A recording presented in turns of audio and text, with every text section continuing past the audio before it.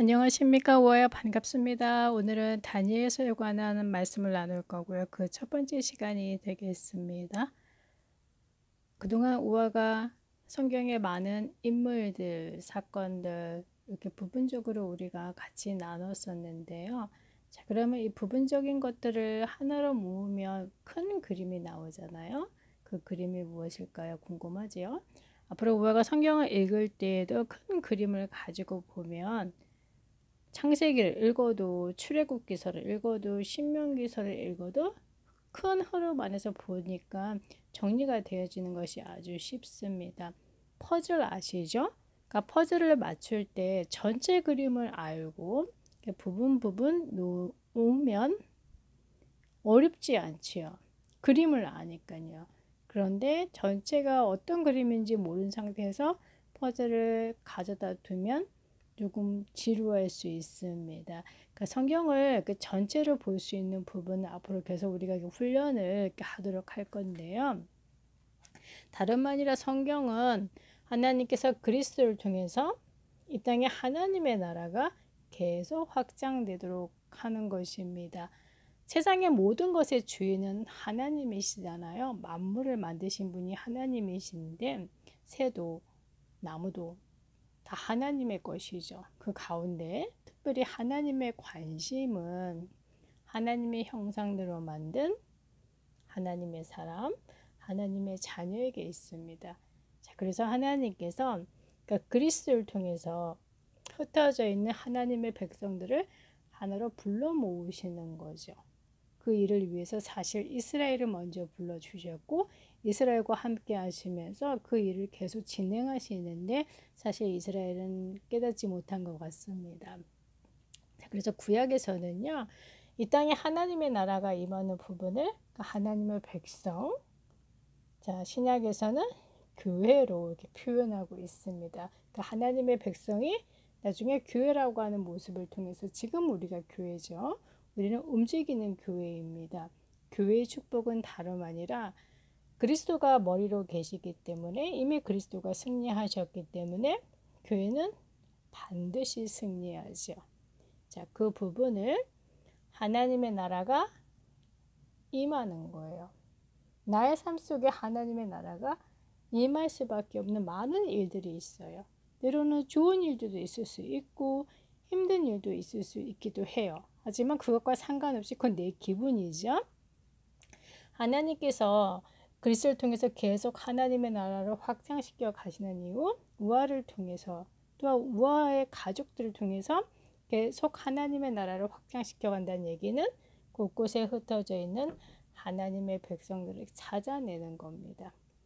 한 단어로 얘기하면 전도, 전교가 되어지겠죠. 그래서 교회의 사명은 다름 아니라 전도와 선교죠. 하나님이 가장 기뻐하시는 겁니다. 자, 그러면 다니엘서를 통해서 우리가 확인할 내용은 이 눈에 보이지 않는 하나님의 나라가 어떻게 하나님의 자녀의 삶 속에 일상생활 속에서 매일의 삶 속에서 나타나는지 그 부분 하나, 그리고 뒤쪽으로 넘어갈수록 사람은 움직이잖아요. 집에 있을 때 또 학교에 갈 때 사람들을 만날 때 또 여행 갈 때 그러면 다른 나라들을 갈 수도 있어요. 자, 이스라엘 백성들이 움직인 곳은 그러니까 다니엘서의 배경이 되는 곳은 다름 아니라 바벨론이죠. 바벨론에 놀러 간 것이 아니고 이곳에 포로로 잡혀갔습니다. 그러니까 힘든 상황이죠. 자, 이렇게 힘든 상황들 속에서도 하나님은 많은 강대국들을 움직여서 하나님의 백성을 지키시죠. 하나님의 나라가 임하는 겁니다. 그 내용들을 우리가 확인할 겁니다. 그러니까 역사도 움직이시는 분도 하나님이시고 자연 만물을 움직이시는 분도 하나님이시죠. 그 영적인 세계가 이 땅에 임하는 부분들을 확인하시면 됩니다. 스토리 진행하기 이전에요. 우리가 그동안 이스라엘의 역사가 어떻게 왔는지 간단하게 살짝 정리해보는 시간도 가져볼게요. 자, 솔로몬 이후에 이스라엘은 두 나라로 나눠지죠. 북쪽 이스라엘과 남쪽 유다입니다. 자, 북이스라엘은 아수르에 의해서 망하게 되어지죠. 그러니까 아수르의 포로로 잡혀가는 겁니다. 그리고 남쪽 유다는 바벨론의 그 포로로 잡혀가게 되어지는데요. 오늘 나눌 다니엘은 바로 그 남쪽 유다 바벨론의 그 포로로 잡혀간 내용이 되겠습니다. 자, 바벨론이라고 하는 나라는 아수르와는 조금 다르게 자, 이스라엘 사람들을 이렇게 관리하기 시작했어요. 그러니까 북쪽 사람들을 잡아간 아수르 사람들은 전쟁에서 포로를 잡아왔으니까 자기네들 마음대로 해도 돼 라고 하며 우리 말 안 들으면 큰일 나. 그래서 사람들을 때로는 이렇게 나무에 묶어서 아주 고통스럽게 죽이기도 했지요. 비참합니다. 그런데 바벨론은 그렇게 하지 않고요. 바벨론이 아주 좋은 것들을 이렇게 사람들한테 줘요. 그러면 처음에는 별론데 라고 하다가 점점 몇 번 이렇게 하다 보면 재미있고 즐겁고 도움이 되잖아요. 그렇게 하나씩 받아들이게 되어지지요.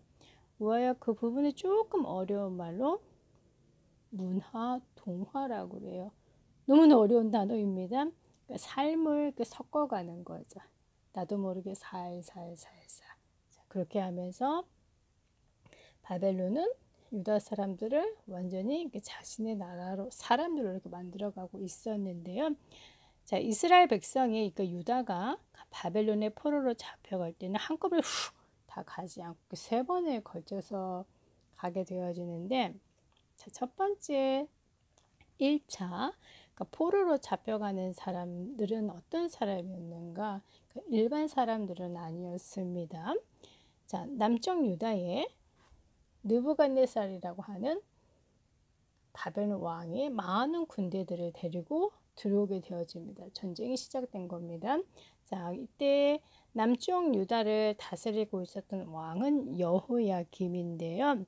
자, 하나님께서 여호야김과 함께 많은 성전의 물건들의 일부를 자, 바벨론에 넘겨주시죠.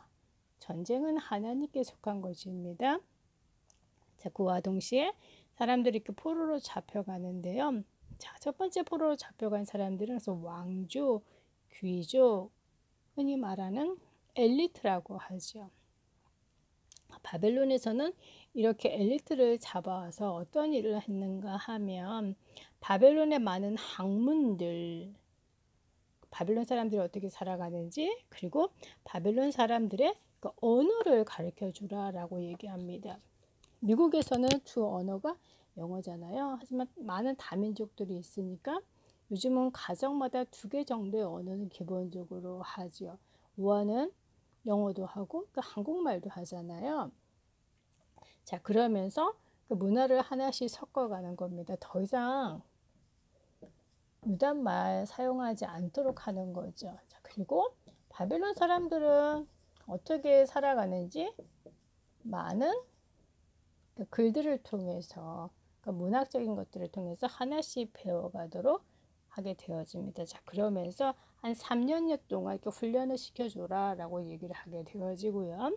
자, 이때 이 안에 뽑혀 들어간 유다 사람들이 있어요. 우리가 잘 알고 있는 대로 다니엘이 있고요. 그리고 다니엘과 함께 또 다른 3명의 청년들이 있었습니다. 대략 나이는 다니엘도 그렇고 이 청년들도 청년이라고 하기에는 조금 많지요. 그런 나이는 아니고 한 15, 16 청소년이죠. 자, 그들의 이름은 이렇습니다. 하나냐, 그리고 미사엘, 그리고 아사랴. 우리 입에 조금 익숙하지 않지요. 유다식 이름은. 자, 그런데 이들의 이름을 이제 바꾸기 시작하는데 하나냐는 사드라 많이 들어본 것 같지요. 그리고 미사엘은 메사, 그리고 아사랴는 아벳느고, 그리고 다니엘의 이름은 벨드사살이라고 하면서 이제 이름까지 바꾸는 거예요. 그러면 너희는 더 이상 유다 사람이 아니야 라는 것을 보이지 않게 말해주고 있는 거죠. 자, 그러면서 느부갓네살이 이 청년들을 케어하는 사람에게 얘기를 합니다. 언어도 바꾸고 바벨론식의 공부도 하고 이제 이름도 바꿨는데 한 가지 더 해야 돼. 자, 삶을 나타내는 것 중에서 가장 중요한 게 다름 아니라 뭐에 먹는 거죠. 한국 사람은 어디를 가도 꼭 김치를 먹어야 됩니다. 네, 문화죠. 자, 왕이 하는 얘기가 그러니까 왕이 먹는 음식들 그리고 그 포도주로 이 청년들에게 줘서 잘 건강하게 생활할 수 있도록 해줘라 라고 얘기를 하죠. 자, 그러면 다니엘과 함께 그의 친구들은 그럼 그렇게 큰 문제는 아니잖아요. 먹는 건데 뭐 이상한 거 들어있는 것도 아니죠. 자, 그런데 다니엘 1장 8절에 보니까 다니엘이 이렇게 합니다. 다니엘이 뜻을 정해요. 그 뜻의 내용은 다름 아니라 왕이 주는 음식과 포도주를 가지고 우리의 몸을 더럽히지 않겠습니다 라고 얘기를 합니다. 비록 우리가 바벨론 말은 해야 되고 바벨론 공부는 해야 되고 바벨론식의 이름을 불러야 하겠지만 우리는 유다 사람입니다. 하나님의 백성이라고 하는 거죠. 다니엘과 세 친구들의 정체성은 다름 아니라 하나님의 자녀.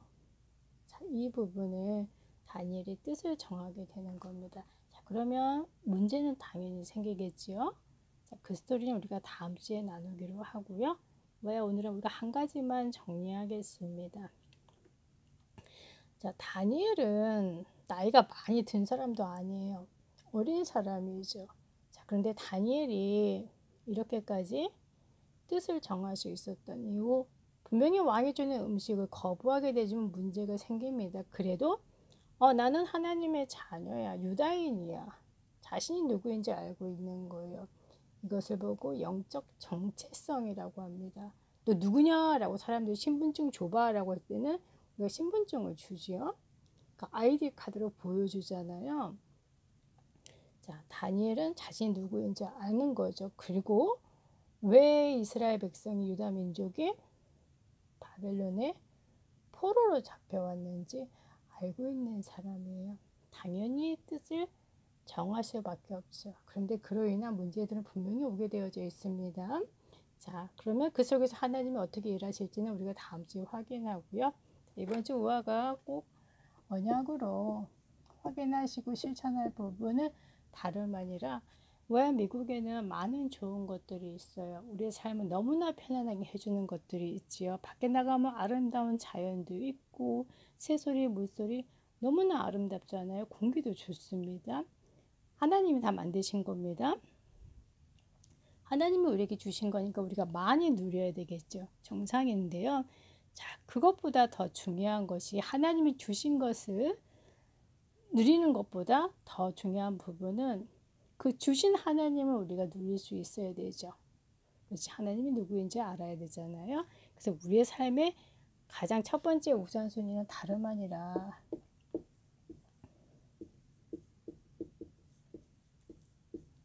하나님이죠.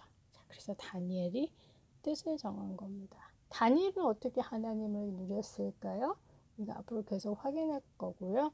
자, 우화도 분명히 이 부분에 우화 나름대로 방법이 있을 겁니다. 지금 그 부분 계속 지속하고 계시는데요. 우화야, 모든 힘은 하나님이 주셔야 됩니다. 하늘로부터 내려와야 되죠. 그래서 우리의 모든 삶의 중심은 다름 아니라 성삼위 하나님, 이 축복 꼭 누리시기 바랍니다. 다음 주에 만나겠습니다.